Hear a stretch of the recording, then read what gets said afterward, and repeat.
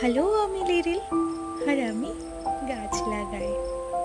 শীতের শুরুতেই আমার বাগানে আমি কিছু গাজরের গাছ লাগিয়েছিলাম। একদম বুঝতে পারিনি যে এত ঘন লাগালে গাজরের সাইজটা ঠিক এরকম ছোট ছোট হবে।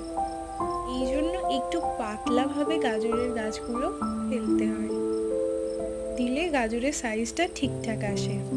সেটা তো সেটা আমি বুঝতেই পারিনি, এই প্রথমবার লাগালাম। এর থেকে আমার একটা অভিজ্ঞতা হলো যে এরপর থেকে যদি কখনো গাজর গাছ বসাই একটু পাতলা করে বসাবো।